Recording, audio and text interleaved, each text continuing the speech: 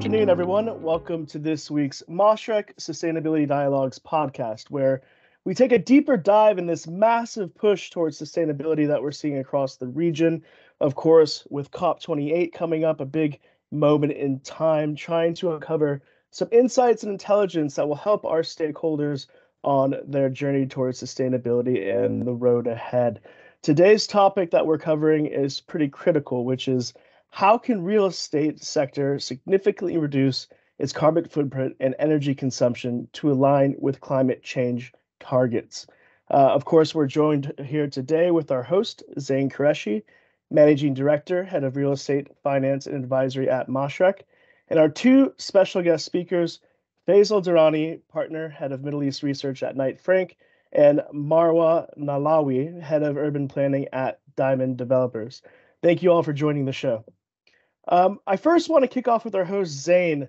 Of course, this is a big topic, just to get your overall opening comments on the critical question that we're tackling today.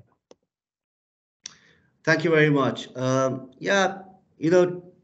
we look at ESG standards, they're becoming increasingly weighed into real estate development and investment. And the reason for that is it is estimated that 40% of all global carbon emissions are coming in from construction and operational buildings. So sustainable practices in development and operations help reduce carbon emissions, energy consumption, water generation, contributing to a cleaner and healthier planet. Climate change poses risks to real estate assets too, such as flooding, extreme weather events, and rising energy costs. Sustainable practices can help mitigate these risks by making properties more resilient.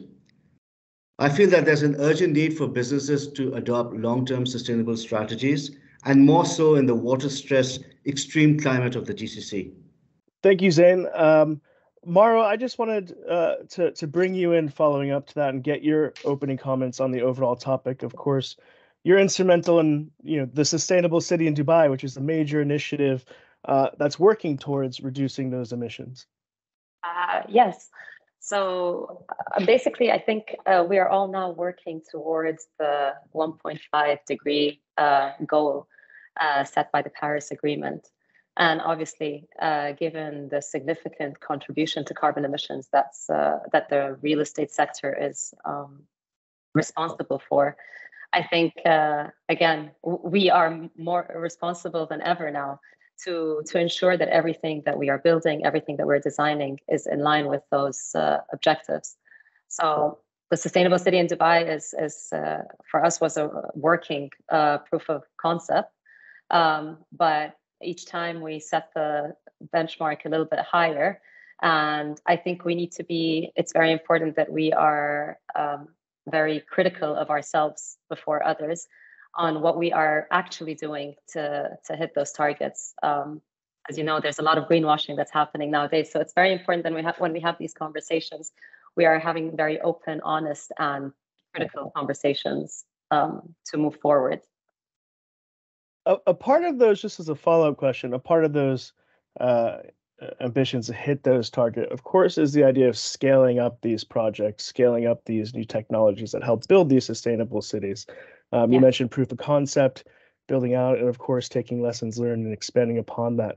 What do you think can be done in order to help accelerate that scaling up aspect of project phases? I think mainly it's raising awareness. I'm sure everyone agrees that, especially when we first started hearing the word sustainability in the region, 10 years ago, the concept was still very novel. As humans, we are always afraid of what we do not know. So I think raising awareness and spreading knowledge is the most important thing, and debunking myths around sustainability. Like, whoever says sustainability has to come at a premium, we've proven otherwise. So I think the best way to accelerate is to raise the right kind of awareness and to show that this can be done, this can be achieved. 2050 targets can be achieved today. 2050 is the limit that has been set for us, but it doesn't mean that we can't start building net zero carbon cities today. Faisal, I just want to first bring you in as well to follow up with that, get your opening comments on that aspect, and as well as the awareness point. The idea of sustainability is constantly evolving, different metrics, how to measure it, what we apply to it. I just want to see what your thoughts are on that aspect. Sure. I mean, I'm very conscious of the other guests on this call, so I'll be very careful when I say that I still feel that ESG is a relatively nascent concept across the Middle East. I mean, obviously, we have pioneering developers like Sustainable City bringing forward sustainable projects, but I think from my experience, unless, at least at this initial stage, unless you can bring it down to a monetary benefit, developers are still quite reluctant to think about the concept of sustainability.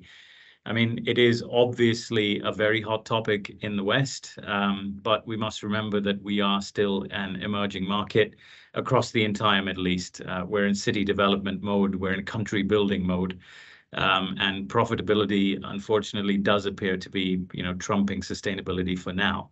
All that being said, the Middle East architecture has pioneered sustainable initiatives for decades, if not centuries. Things like the Mashreq trellis, which is used in Egypt, the Dubai World Trade Center building, or the O2 Tower in Business Bay have a skin around them to reduce the amount of heat and loss of cooling from buildings.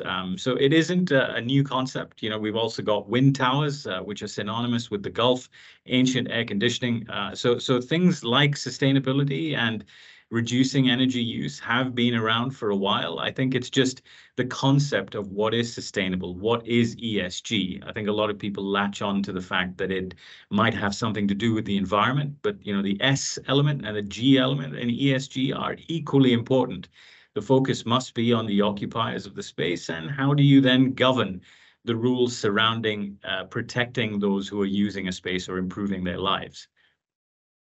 And so just following up to that, what do you think can be done in order to tilt that balance in terms of profitability and sustainability?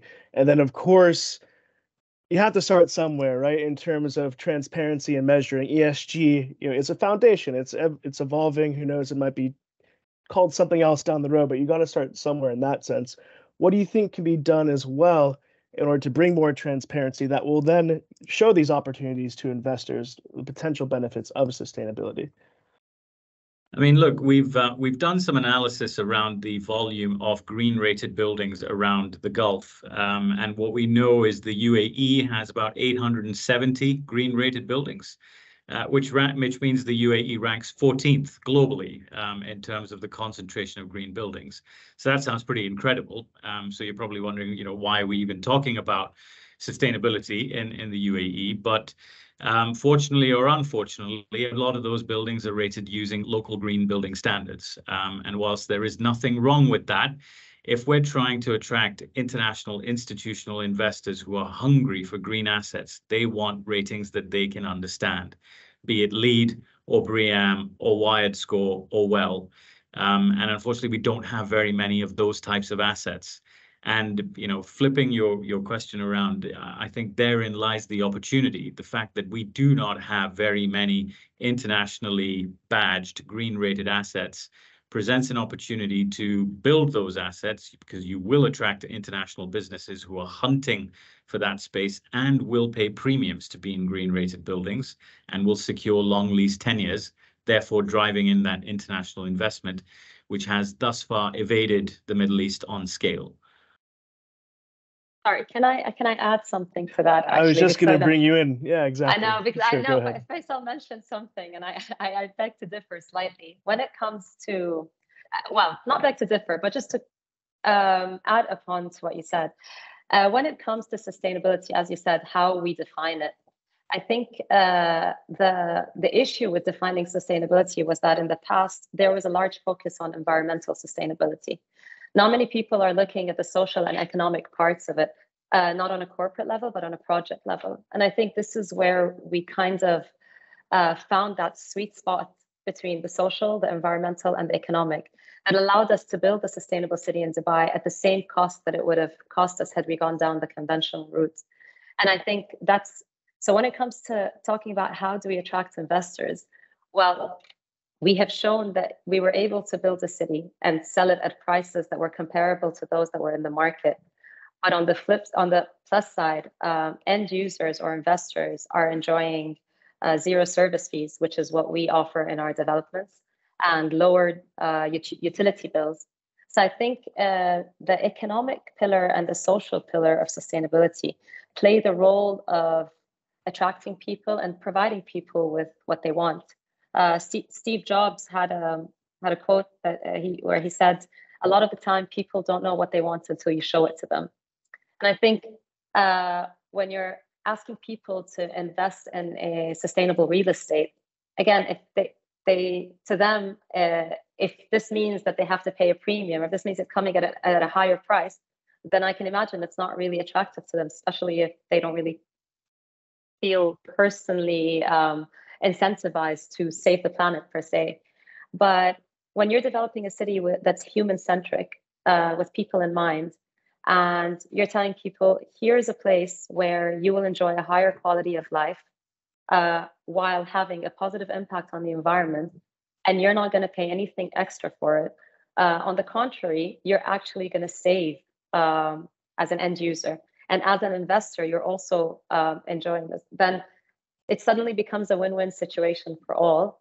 And I know I sound like I'm simplifying it, but it is that way in operation as well. So I think you are right. It's very important to think about the other two pillars of sustainability.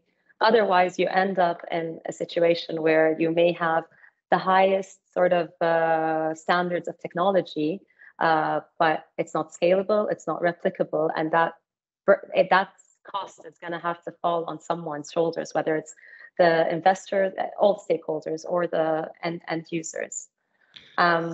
Sorry, and adding to that, when it comes to certifications, yeah, I believe the green building certifications in Dubai did not they were not very stringent. But I also think there's a lot of loopholes in all the certifying bodies, because a lot of them have become very commercial. So this is where I talk about being more critical and self-aware of what we're doing, and ensuring that, I mean, yes, it's great to be LEED certified, it's great to be Istidama certified, but we need to ensure that still we're not just ticking boxes on a paper, we're actually providing something that people want. And that's how you ultimately attract investors. Yes. I completely agree with Marwa. My apologies. I just wanted to ask a follow-up question.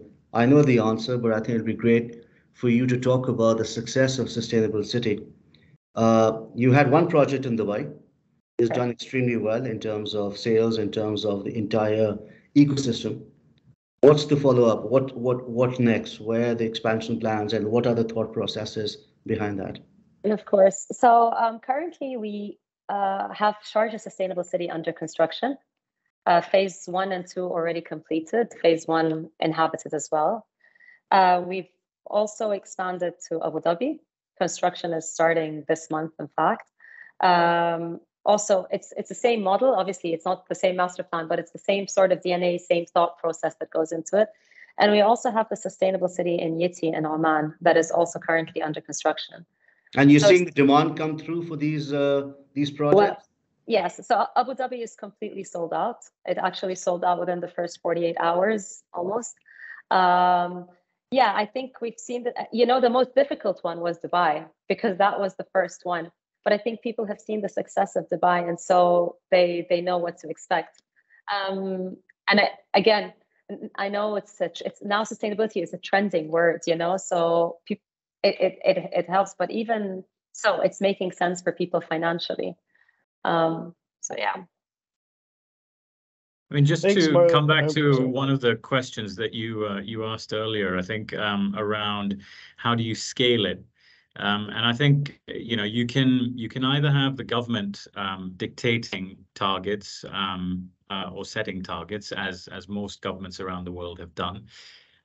Or you can have the market also dictating it, and sometimes the stock we've got dictating it. So purely looking at this from a commercial real estate perspective rather than residential, in Dubai today, we've got around 115, 120 million square feet of office space. We've actually carried out some analysis on the age of stock around Dubai.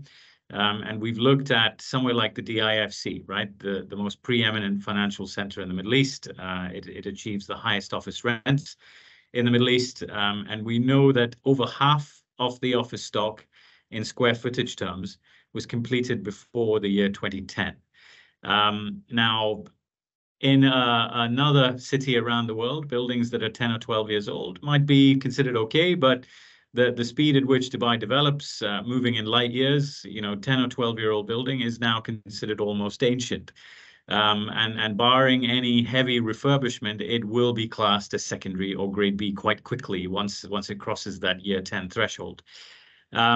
We're currently in a place where we have we're in a unique position globally, where Dubai actually has a shortage of prime grade A office space. Many other cities around the world have the opposite problem. So this presents an opportunity to bring in brand new office buildings. However, in a lot of our existing business districts, land plots are limited. And actually, if you think about the historical way in which old buildings have been handled in the Middle East, they reach a certain age and it's a demolish and rebuild model. However, in the future, and I'm sure Zain will be able to talk about this more, when green financing is your only option for development, your carbon footprint will be heavily scrutinized. So demolishing and rebuilding might not always be the most financially viable route. So you will have to think about refurbing your property. Now, refurbing itself may not be viable physically. The structure might not be able to take the retrofit required.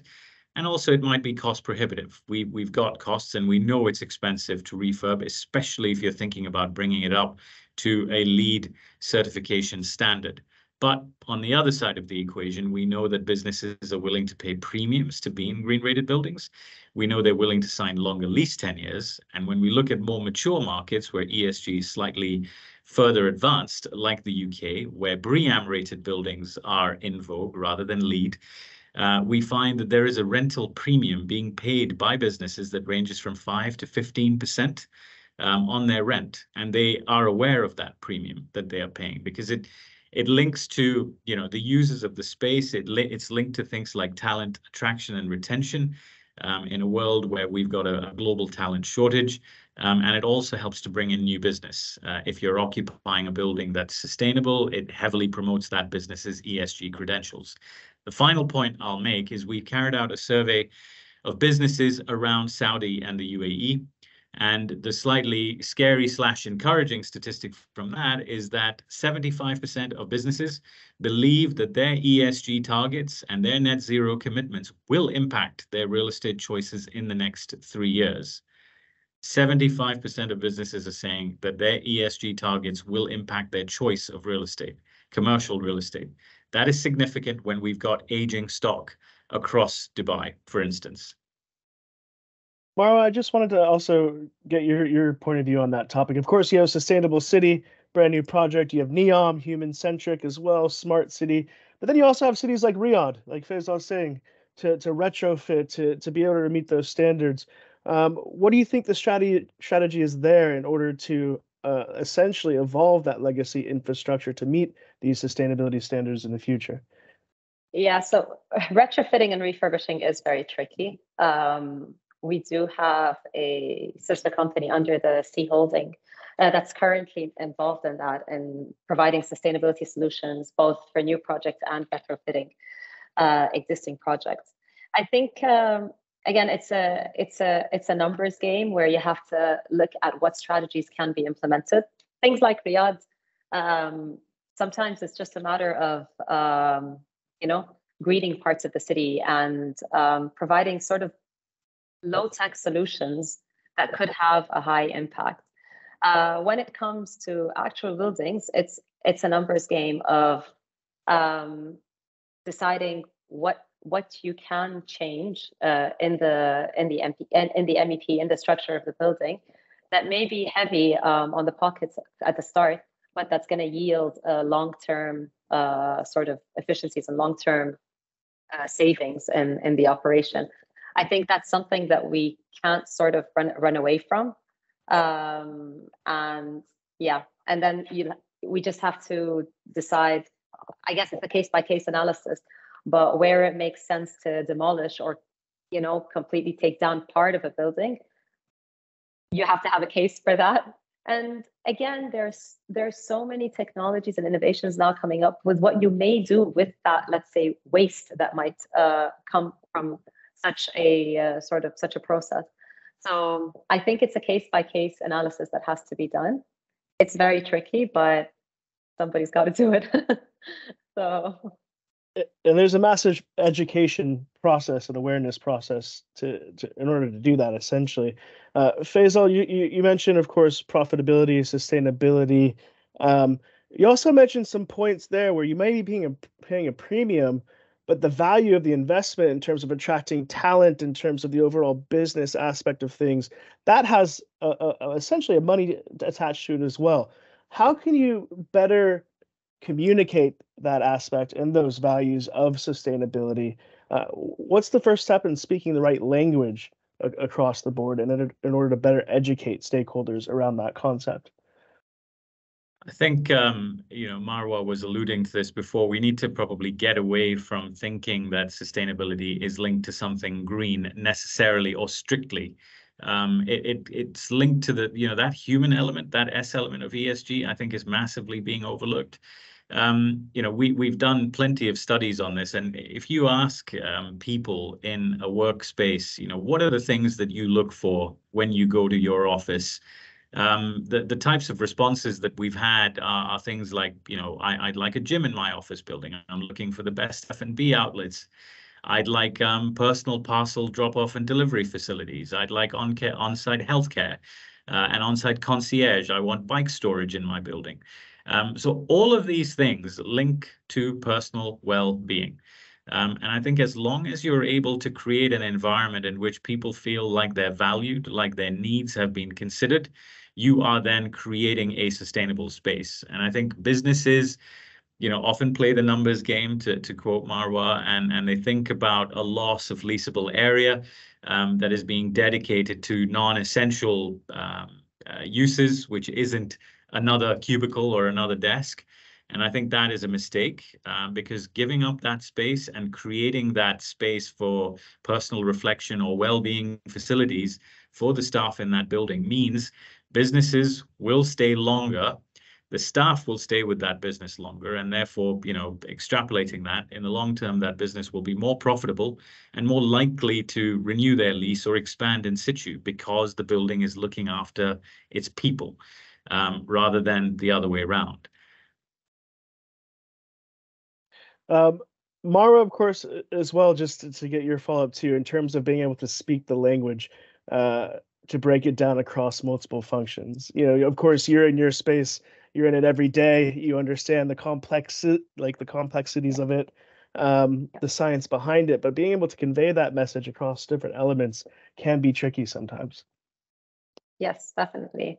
But I agree with everything Faisal just said. And I'm literally in that space because I actually live in the sustainable city and I work here. My kids go to school right across from where I'm sitting.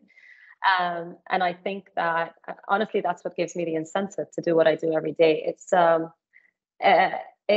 promoting that live, work, thrive concept of living. And it doesn't just have to apply to residential communities. It can be applied anywhere. But yeah, ultimately, what you end up providing in terms of community facilities, like you said, Faisal, you are giving up some space that could have otherwise been a house or an office space or a cubicle. But if we look today at the sustainable city in Dubai, when we sold back in 2014 or 15, was it? 2014, we started construction. When we sold back then, we were actually selling lower than our neighbors. We were selling at maybe 700 per square foot or something similar to that, or 800 per square foot. Today, we sit at 100% occupancy with a 3-year waiting list, with units selling at a 15% premium. People are willing to pay the premium now to live in a city that offers these facilities, that has these offerings, that gives you everything you want within, like, at your doorstep. So yeah, we need to, I think the term is, people need to stop thinking about maximizing profits, but more about optimizing profits. And that's how we operate. We give up something. So for example, the reason we are able to not charge any service fees in our communities is because a chunk of the revenue that is generated from our build to lease components, that's what covers the service fees. It's not like they're not existent. They're there. We're covering them. So yes, that is an amount of money that we could have otherwise profited from.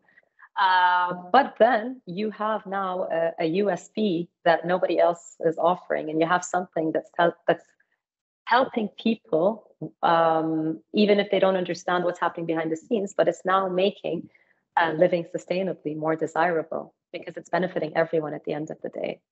So yeah, it's about optimizing our profits rather than maximizing them.